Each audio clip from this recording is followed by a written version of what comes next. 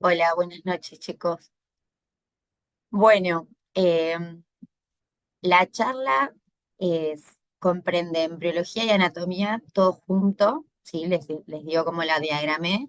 Y los objetivos son, bueno, un repaso anatómico de embriología que van a ser los primeros 10 minutos de la charla, 2 minutos pasando la anatomía de superficie del temporal y la gran parte de la charla vamos a hablar de los espacios del oído medio desde una visión endoscópica, ¿sí? Que nos permite entender un poco mejor esa anatomía. Y por último, algunas imágenes también endoscópicas del facial para repaso. Entonces, fundamental para una cirugía segura y efectiva, conocer la anatomía del hueso temporal. Y todo empieza por la embriología. Bien, entonces, embriología del oído. Ustedes saben, si no se los recuerdo, que el desarrollo prenatal tiene tres periodos. Un periodo preembriológico que comprende las 2 primeras semanas y es solo de división celular. Un periodo embriológico que comprende de la tercera a la octava semana y es en este periodo, ¿sí? En la primera parte de este periodo donde se va a desarrollar el oído. Y después un periodo fetal de la semana 9 a la 38. ¿Sí? El oído que se genera en este periodo embrionario va a aparecer de dos estructuras, principalmente de la placoda óptica, que va a generar el oído interno, y los arcofaringios, que van a dar lugar al oído externo y al oído medio. ¿Sí? Esos arcofaringios son 6, se enumeran como números romanos, como figura en esta parte, y están divididos por hendiduras y bolsillos. El oído medio y externo se genera del primero y el segundo arco faríngeo y las hendiduras y bolsas que lo comprenden. El pabellón, que es la principal parte del oído externo, se va a generar entre la semana número 5 y número 10 de proliferaciones mesenquimatosas, que son 6 llamados colículos de His, que se ubican a ambos lados de la primera hendidura branquial, ¿sí? Esas 6 colículos de His se van a fusionar después en dos cuerdas que van a dar origen a lo que conocemos como el pabellón normal, que en el quinto mes ya tiene la configuración de un adulto, pero crece hasta los 9 años y a los 9 años ya alcanza su tamaño final. Por eso siempre que nosotros queremos hacer una reconstrucción del pabellón auricular en algún chico que tenga alguna malformación, esperamos hasta los 9 años, ¿sí? Más allá en la adolescencia, porque sabemos que el crecimiento va a ser ese y no va a quedar una oreja más chiquito que la otra si hacemos una reconstrucción.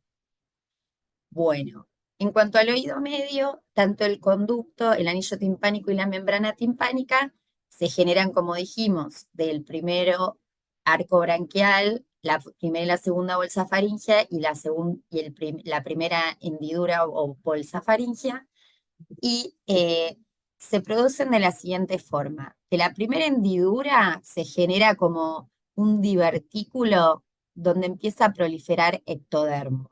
A la par que de la primera bolsa se empieza a elongar y va a formar lo que sería la trompa y la cavidad timpánica primitiva. El mesodermo que se coloca entre estas dos prolongaciones comienza a proliferar, ¿sí? Y va a formar un tapón meatal, que luego se reabsorbe y va a dar lugar a lo que es el conducto aditivo externo. Pero es importante notar que en la conjunción de estas tres capas, tanto de ectodermo, mesodermo como endodermo, se va a formar lo que es la parstensa de la membrana timpánica. Por eso tiene esas tres porciones, ¿sí? Tres hojas de tejido embrionario, forman lo que son la capa epidérmica, la capa medio fibrosa y la capa mucosa de la membrana timpánica en su parstensa. ¿Sí? Cualquier alteración que se produzca en este momento, ¿sí? Va a generar lo que llamamos en los chicos digenesias, ¿sí? En estas fotos tenemos 3 grados de digenesias distintos, ¿sí? Y generalmente se producen por alteraciones a nivel de la migración y la formación de esos colículos de His a nivel del pabellón. También puede haber un cierre incompleto de esa hendidura branquial que va a formar lo que son las fisuras, las fístulas auris, ¿sí? Que se ubican entre el trago y la raíz del hélix. Y cuando no se produzca la canalización del tapón mucoso, vamos a tener la agenesia de CAE, como figura en esta foto, o si la canalización es incompleta, eh, los CAE filiformes, ¿sí? Alterados. Algo que está bueno mencionar y que nos explica un poco después en la patología, generalmente, como dijimos, que el oído externo y medio se originan desde los arcos branquiales y el interno desde la placoda óptica, no hay mucha asociación entre malformaciones de oído interno y de oído externo y medio. No es lo más frecuente. Sí es lo más frecuente la asociación entre externo y medio porque tienen el mismo origen embriológico. Bueno, continuando con la formación del oído medio, de ese mesénquima del primer y segundo arco branquial se van a generar los huesecillos, ¿sí? Del mesénquima del primer arco se va a formar el arco mandibular que dará origen al cartílago de Meckel, del cual derivan el martillo del yunque y el cartílago de la mandíbula que después va a osificarse, ¿no? Y del segundo arco se genera el cartílago de Richter, que va a dar lugar al estribo, a la apófisis estiloides, al ligamento estiloioideo y al hueso ioides. Bueno, toda esa cadena osicular se va a ir generando de ese mesénquima a la par que se van formando los nervios y estructuras vasculares del oído. Y en la séptima semana se produce, esto es, lo nombro porque cuando hay una persistencia de esta arteria estapedial, tenemos un estribo por ahí no del todo bien formado, porque lo que termina de conformar al estribo es cuando esta arteria se degenera, ¿sí? Bueno, como les dije hace dos filminas, la trompa y la cavidad del oído medio se van elongando desde la primera bolsa branquial, ¿no? La primera invaginación. De esa primera invaginación comienza a haber sacos de ventilación que se van extendiendo y van rodeando los huesecillos que a la par se van formando, y donde esos sacos contactan van a formar los mesos y ligamentos o pliegues del oído medio. Los sacos principales son el anterior, el medio, el superior y el posterior. Y cuando se contactan, por ejemplo, el saco anterior con el medio, en ese lugar donde se produce el contacto se producen los ligamentos. En el caso del anterior con el medio, van a formar el tensor fold, y en el caso del superior, que se elonga, o sea, todo viene desde la trompa de Eustaquio. Empiezan a crecer esos sacos que van elongándose progresivamente en la cavidad del oído medio. El superior es el que va a generar el espacio de Sprusac y el espacio, la bolsa posterior anterior de Von Trapp, y cuando se funciona ese superior con el medio, van a formar la cara inferior del pliegue lateral, incudo malleolar lateral, que esa es otra estructura, tanto el tensor fold como el pliegue incudo malleolar lateral, lo vamos a volver a repetir cuando hablemos del diafragma epitimpánico, pero tener en cuenta que surge en este momento y que tiene sus variantes anatómicas porque se va generando con la ventilación sucesiva, ¿no? Como dijimos, el oído interno deriva de otra estructura, que es la placoda óptica, que es un engrosamiento que se produce a ambos lados del rombencéfalo en el periodo embrionario. Esa placoda se empieza a invaginar y forma una fosita que después se va a independizar y va a formar una vesícula, ¿sí? Esa vesícula va a tener una nueva división en ventral y dorsal. De la subunidad dorsal va a surgir lo que es el laberinto membranoso utrículo canalicular y el sistema endolinfático, y de la cara ventral todo lo que va a ser el sáculo y la cóclea, el laberinto cócleo-sacular. Esa cóclea también se va a ir elongando progresivamente y se va a ir enroscando hasta tener su longitud total de unos 20 milímetros, como ya sabemos, y esa formación se genera más o menos en la semana 16. Para que tengan una noción, todo esto va surgiendo en forma progresiva, ¿no? La vesícula se va generando, eh, el saco se va invaginando y la bolsa también se va elongando y progresivamente van armando lo que van a ser el oído externo, medio e interno definitivo en el niño. Bueno, hasta ahí la embriología. ¿Qué me parece importante del segundo punto? Las referencias en el hueso temporal. Eh, el objetivo principal en nuestra cirugía general siempre es encontrar el antro, ¿no? Para ello hacemos incisiones en piel que deben ser considerables para poder llegar a la raíz del zigoma y que nos permita ver la pared posterior del conducto y el área cribosa y la espina de Henle, que son las proyecciones en la cara externa del temporal del antro hiático-mastoideo. Otra proyección o estructura que vemos a nivel de la cara externa del temporal es la línea temporalis, ¿sí? Y esa línea temporalis nos sirve de parámetro, ya que es la proyección del piso de la fosa media. Entonces, con esas estructuras que nosotros tenemos en la cara externa del temporal, nos podemos imaginar más o menos la altura del tegmen y no olvidarnos que ese tegmen hacia el ático, ¿sí? Si estamos en antro hacia el ático, puede descender, por eso cuando nosotros encontramos, cuando estamos fresando en externo, eh, eh, el tegmen a este nivel, tenemos que ir muy cuidadosamente progresando hacia el oído medio para no llevarnos eh, la fosa media en el oído puesta, ¿sí?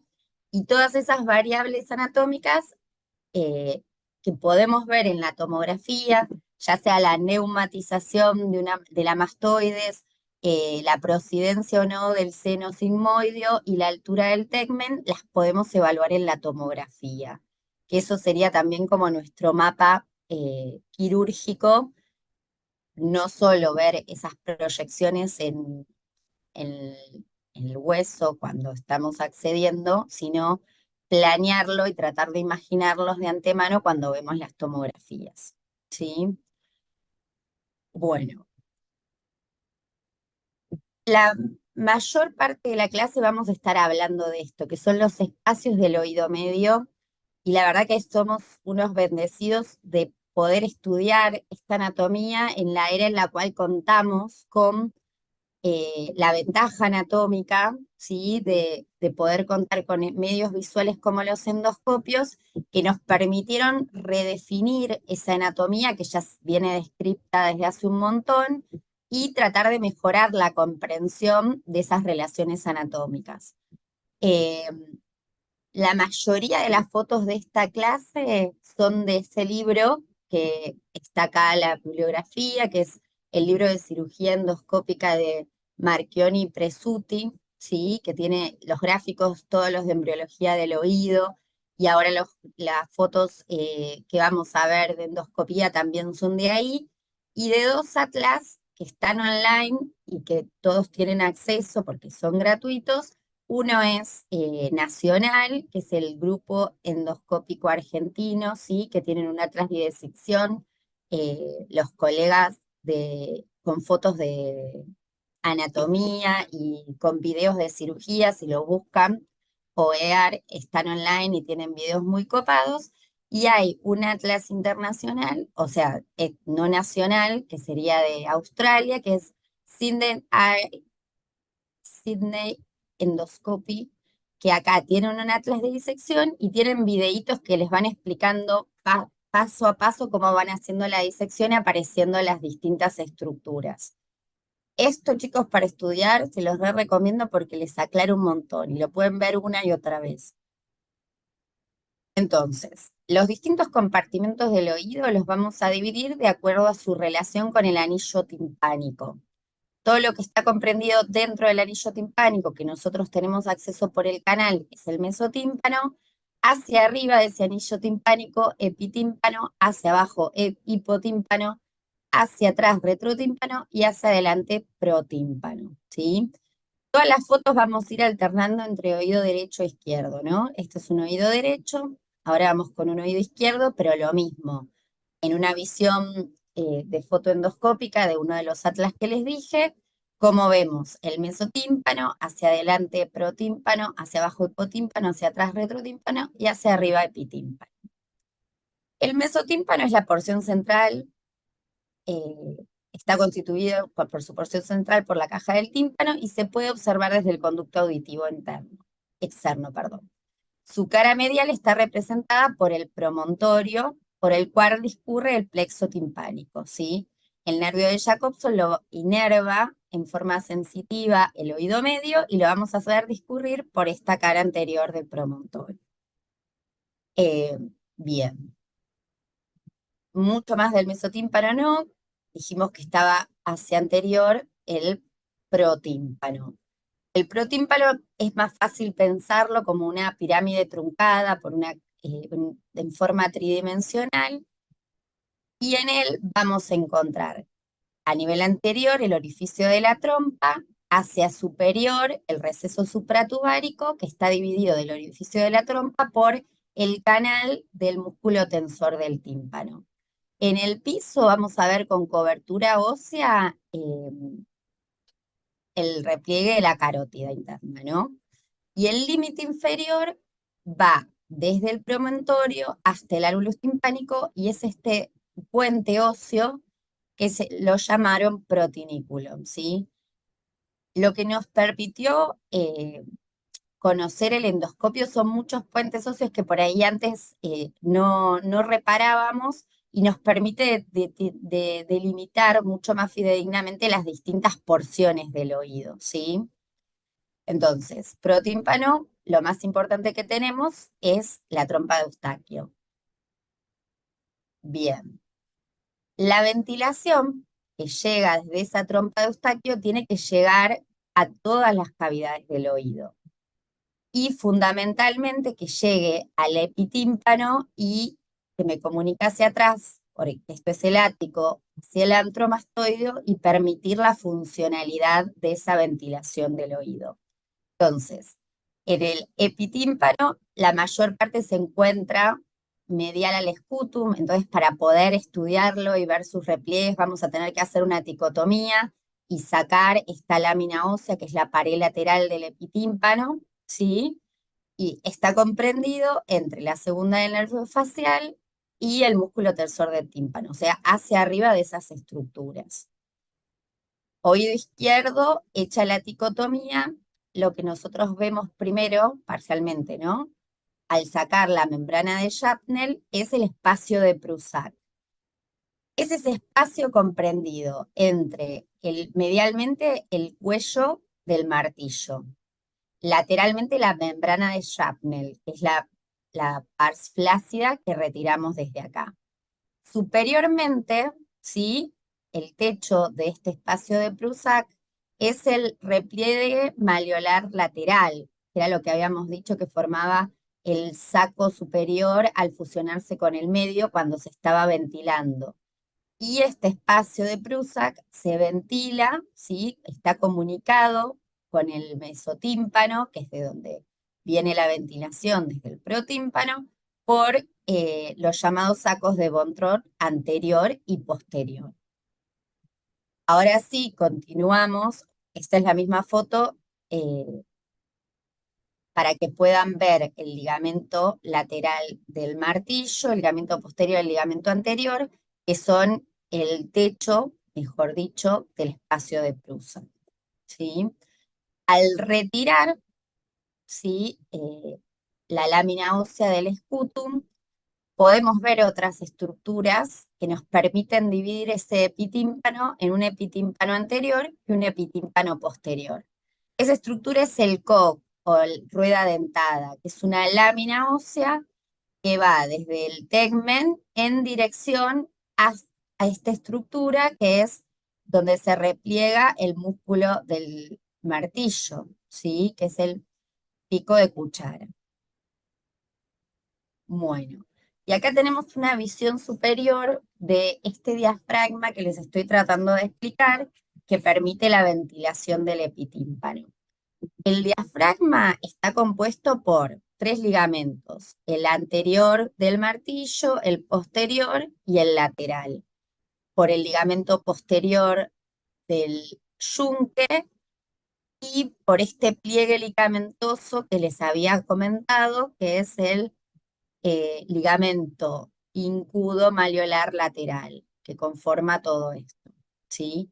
El otro ligamento que conforma el diafragma es el tensor fold, que va desde la cabeza del martillo en dirección al pico de cuchara y a la pared cigomática del oído, ¿sí?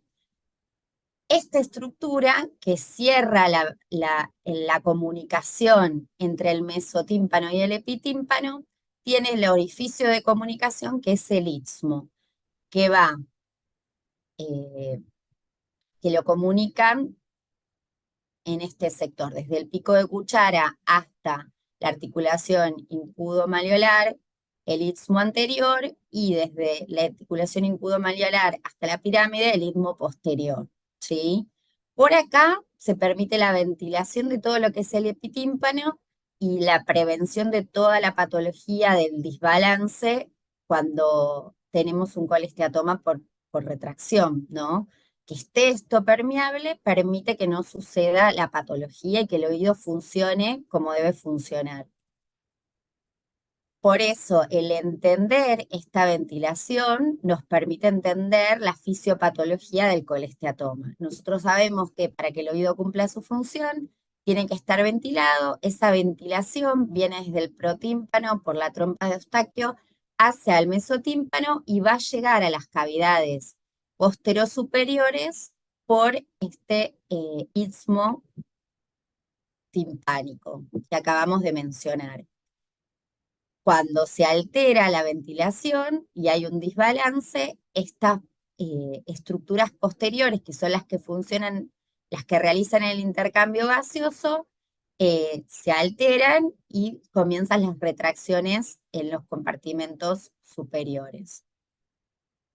Dijimos que los dos ligamentos que formaban el diafragma eran el incudo malleolar lateral, que lo vemos acá, ¿sí? Desde la articulación incudo-malleolar se abarca el martillo y el yunque hacia lateral, y el tensor fold, que puede estar permeable, completo o incompleto, que separa el epitímpano anterior del protímpano. Esa estructura ligamentosa se encuentra acá, entre el pico de cuchara eh, y la pared anterior del oído, ¿sí?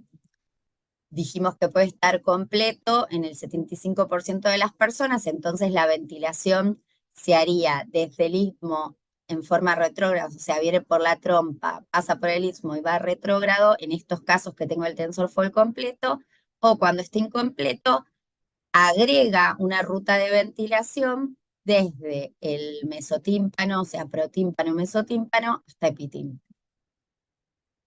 Bueno, la orientación o la configuración de ese TensorFlow depende de lo que habíamos visto de los sacos de ventilación. Y acá en foto, cómo serían las rutas de ventilación. Principal, desde la trompa por el istmo, ¿sí? Istmo anterior es el número 1, istmo posterior es el número 2, y la ruta accesoria de ventilación sería el número 3 cuando el TensorFlow no está completo, ¿sí? Esté siendo un oído izquierdo, esté siendo anterior, posterior. De nuevo, desde otro punto de vista, lo estoy viendo desde arriba, saqué el yunque, el martillo, acá tengo la apófisis cocleariforme o pico de cuchara y acá tengo el estribo. La ruta principal, el istmo, viene por acá, desde la trompa, entre la apófisis cocleariforme y el estribo. Ruta principal, el istmo anterior, el istmo posterior, ¿sí? Y acá sería el tensor fold si estuviera incompleto. Esas son las tres rutas de ventilación. Eh, Cómo se grafica, cómo se ventila el oído y la importancia de esta ventilación en la etiopatogenia del colesteatoma, ¿sí? Eh, Cuando se empezó con la endoscopía de oído para entender y explicar un poco mejor todo lo que es la fisiopatología de su ventilación, se comparó a este istmo con el complejo osteomeatal en la nariz. Entonces, permitir la ventilación por este istmo, permeabilizarlo en la cirugía del colesteatoma, muchas veces sacando el yunque, que es el hueso más grande, sería como hacer una antrostomía amplia y permitir que desde la trompa de Eustaquio llegue hasta mastoides toda la ventilación, ¿sí? Es una forma fácil y análoga de lo que pasa en nariz, compararlo a nuestra ventilación en el oído. Bueno, vamos al cuarto espacio, que es el retrotímpano. El retrotímpano es el que por ahí la anatomía endoscópica eh, sumó nombres, por decirlo de alguna forma, de estructuras que nos permiten definirlo mejor. Esos tres nombres, que es lo único que por ahí distinto a la anatomía clásica que estudiamos y leemos en el libro, son el pontículo. Pontículo va desde apófisis piramidal a promontorio. PP, no se lo pueden olvidar, pontículo. Debajo de ese otro reparo anatómico es el subiculum, que va desde el pilar anterior de la ventana redonda hacia la apófisis estiloides. Después, el otro reparo del tercero es el finiculum, que va desde el pilar anterior hasta la yugular o el ánulus timpánico. ¿Sí? Entonces, estas tres bandas óseas, si ustedes lo leen en el libro, pueden tener todas tres configuraciones, que sean una barra ósea completa, que sean una barra ósea incompleta o que sean rudimentarias y estén prácticamente ausentes y permitan la comunicación entre las distintas estructuras, ¿sí? Pero entonces tenemos pontículos desde pirámide a promontorio, la P, subiculum desde pilar posterior apófisis estiloide y finiculum desde pilar anterior hasta bulbo de la yugular, ¿sí? Bueno, eso es, eh, ¿qué era importante del retrotímpano? Si del epitímpano lo más importante es las rutas de ventilación y es el diafragma epitimpánico, en el retrotímpano hay espacios que tenemos que tener muy en cuenta eh, que se caracterizan por mantener la patología colesteatomastosa, donde se producen recidivas o recurrencias de colesteatoma. Y uno de esos lugares es el seno timpánico, que va desde el pontículo al sobículum. Perdón, esta es la pirámide, este es el promontorio, entonces esta estructura era el pontículo con P. Este es el pilar posterior de la ventana redonda hacia la apófisis estiloides, este es el subiculum. El espacio comprendido entre el pontículum y el subiculum es el seno timpánico. Y este lugar es el lugar donde más recidiva de colesteatoma tenemos que encontrar y es el lugar que más tenemos que vigilar cuando operamos un oído. Puede tener distintos grados de ventilación y es lógico que si el seno timpánico es más profundo y yo estoy abordando las patologías desde el transcanal, no voy a poder visualizarlo y un seno timpánico, los grados de ventilación también son 1, 2 o 3. El mayor grado de ventilación, que sería el 3, no lo voy a poder abordar desde el canal, sino que voy a tener que hacer un abordaje transmastoideo porque no llego a controlar con nada esta profundidad del seno timpánico. El seno timpánico entonces es medial al nervio facial, lateral al mismo es el receso facial. Arriba del pontículo, a la altura del seno timpánico, está el seno posterior. Otro gráfico, por ahí más esquemático, en el cual tenemos el nervio facial en su porción timpánica y en su porción mastoidea, la pirámide, el estribo, Desde la pirámide al promontorio, dijimos que era la P, pontículo. Desde el pilar posterior hacia el facial, subiculum. El espacio entre ponticulum y subiculum, seno timpánico, lugar donde más residían los colesteatomas. Entre el subiculum y el finiculum está el seno subtimpánico, ¿sí? Y acá tenemos la ventana redonda y el piso de la ventana redonda lo ocupa otra estructura llamada fustis, ¿sí? Que la vamos a ver. Esto es lo que les decía de las distintas profundidades que puede tener el seno timpánico. Como ven, acá está el facial, acá la pirámide, de la pirámide al promontorio sería el pontículo, entonces esto sería el seno timpánico. Este seno timpánico lo puedo ver perfectamente desde transcanal, un seno timpánico un poco más neumatizado hacia abajo del facial, por ahí lo puedo ver, pero ya este seno timpánico que sobrepase el facial, el abordaje tiene que ser transmastoide, o sea, desde atrás hacer un abordaje de esta patología, ¿sí? Acá se ve cómo se vería en la tomografía, lo mismo que les decía. Bueno, el pontículo ya saben todos que es esa cresta que se extiende desde la pirámide hasta el promontorio y separa el seno timpánico del seno timpánico posterior o de pronto. Como dijimos, todas estas estructuras óseas pueden ser completas, incompletas o parciales, ¿sí? Son clasificaciones que pone el libro que para mí mucho más nos suman, solo saber que pueden estar presentes completamente o no, como todo en el oído, de acuerdo al grado de neumatización y desarrollo. La otra cresta que habíamos visto era desde el pilar posterior de la ventana redonda hacia el facial y el finiculum era desde el pilar anterior hasta la yugula, ¿sí? Acá tenemos una visión mucho más clara de la última estructura que les nombré, que es el fustis. El fustis es el piso de la ventana redonda y nos sirve de guía, ¿sí? Para insertar el electrodo realmente en la rampa timpánica. Si ustedes ven acá, entre el subiculum y el finiculum, tenemos la ventana redonda y podemos tener en la mayoría de los pacientes el canalículo subcoclear que tiene distintos grados de neumatización. Entonces, muchas veces cuando se está haciendo el abordaje eh, un- de un implante coclear, donde debemos, obvio que no lo hacemos transcanal, lo hacemos por un receso facial desde atrás, pero reconocer que el piso de la ventana redonda es el fustis nos sirve de guía para no cometer el error de querer meter un electrodo por acá, que esto es subcoclear y no va a permitir que lleguemos con los electrodos a la rampa timpánica de la cóclea, ¿sí?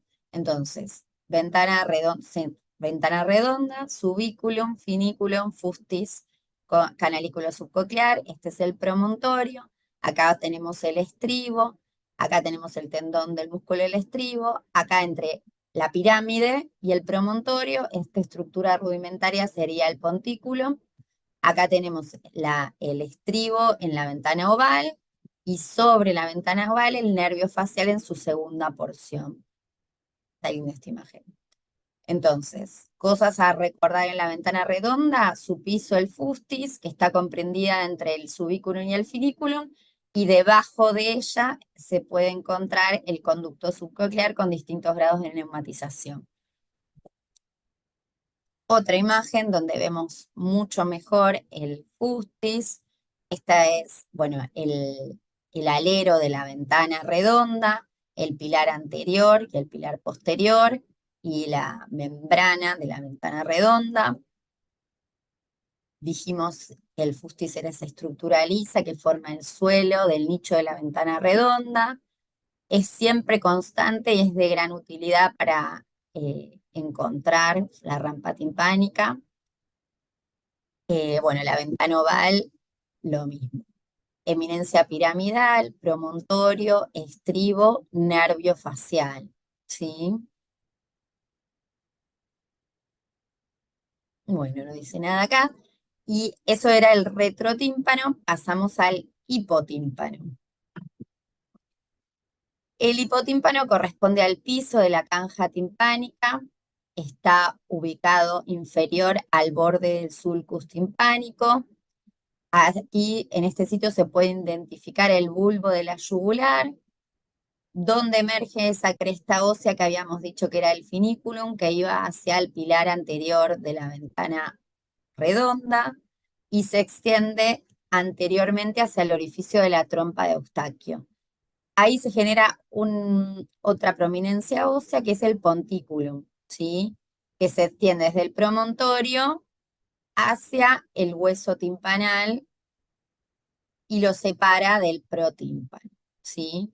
Entonces, si está la ventana redonda, este es el fustis, este es el finiculum, todo esto es el hipotímpano y este es el protíniculum. Acá tenemos la trompa, esto es un oído izquierdo viéndolo medio dado vuelta, porque si esto es el hipotímpano, esto es el mesotímpano, el promontorio, acá estaría, bueno, si acá está la ventana redonda, por acá estaría la ventana oval, ¿sí? Bueno, cavidades del oído, ya terminamos con las cinco: el mesotímpano, protímpano, retrotímpano, hipotímpano y epitímpano o ático. Vimos las rutas de ventilación. Vamos a repasar algunas imágenes en las cuales vamos a ver el nervio facial desde una visión endoscópica que nos permite, esto creo que es lo más importante para una cirugía segura, ¿sí? Más allá de poder operar cuando tengamos el monitor, si nosotros sabemos dónde está el nervio facial, vamos a estar tranquilos. Y el nervio facial, la segunda porción, la podemos identificar fácilmente. Y yo diría que el reparo que más nos ayuda a eso, para identificarlo, es el pico de cuchara o donde refleja el tendón del músculo del martillo. A partir de ahí, este reparo es súper, súper estable, ¿sí? Por más de que haya patología inflamatoria, colesteatoma, quebrado en conductos semicirculares, que me generen un falsar dehiscente, el pico de cuchara generalmente siempre lo tengo, y yendo hacia atrás, por arriba del estribo, tenemos la segunda porción del facial, por arriba del estribo y por abajo del conducto semicircular lateral, ¿sí? ¿Qué pasa si sacamos ese pico de cuchara? Superior a él va a estar la proyección o el ganglio geniculado. Y de ahí hacia adentro tenemos la porción potrosa del facial, el ganglio geniculado con su primer codo, la segunda porción o porción timpánica del nervio facial, el segundo codo, ¿sí? Y por acá va a seguir la tercera porción o porción mastoidea. Otro gráfico en el que vemos los reparos que decíamos a continuación. El conducto semicircular lateral, por debajo de él la segunda porción del facial, el ganglio geniculado, y a ese nivel el nervio facial da sus dos ramas, petroso superficial mayor y menor, que van a inervar las glándulas salivales mayores y las glándulas lacrimales. Eh, por debajo, ¿sí? Mm, acá está el promontorio, pero está abierto el promontorio para que podamos ver la porción del conducto auditivo interno, pero acá estaría la ventana oval. Acá tenemos la ventana redonda con su membrana, con el fustis, pilar anterior y pilar posterior. Bueno, para que no lo veamos más esquemáticamente, el facial tenía sus tres porciones: la petrosa, el ganglio geniculado, la porción timpánica, que es la más expuesta en el conducto de Falopio, y la tercera porción, que es la porción más larga, que es la porción mastoidea. A nivel de ganglio geniculado da los petrosos y en su tercer porción da el nervio cuerda del tímpano, ¿sí? En esquema, las mismas relaciones que tenemos que recordar. Con el conducto semicircular lateral, se encuentra 2 milímetros por abajo el nervio facial, Y con el estribo y el tendón y la pirámide tenemos una relación muy estrecha, ¿sí? 4 milímetros para la tercera porción. Bien, acá tenemos en un oído izquierdo el ganglio geniculado en su relación con el pico de cuchara, la porción timpánica, el segundo codo, la porción mastoidea, ¿sí? Su relación con el lateral, con el conducto semicircular lateral y con el estribo. Y este es un oído derecho. Entonces, acá está el pico de cuchara. Superior a él, el ganglio geniculado, donde estaría. De ahí sale nuestra segunda porción del facial, el segundo codo por debajo del conducto semicircular lateral. Acá tenemos la pirámide, el estribo, eh, el pontículo, desde la pirámide al promontorio, el seno timpánico. Entonces, el nervio facial emerge desde la fosa geniculada, perfecto, se proyecta posterior a lo largo de la pared medial del ático y el segmento timpánico tiene esa relación tan estable con el pico de cuchara, con proceso cocleariforme, y con el estribo, superior al estribo. Y la segunda rodilla la hace al nivel de la pirámide, anterior al conducto semicircular lateral. Esto sería un facial visto desde atrás, siendo una mastoidectomía y un receso facial. El abordaje y los límites del receso facial son el facial en su tercera porción, la salida de la cuerda del tímpano y el bútres. En este lugar, eh, reconociendo la segunda del facial y la tercera, ¿no? Acá está el conducto semicircular lateral abierto. Acá es la porción timpánica siendo su codo y acá está la porción mastoidea. Por este orificio, que es como que miramos a la cóclea desde atrás, mirando desde la mastoides, hacemos el abordaje de la ventana redonda. Y eso era lo que tenía para mostrarles.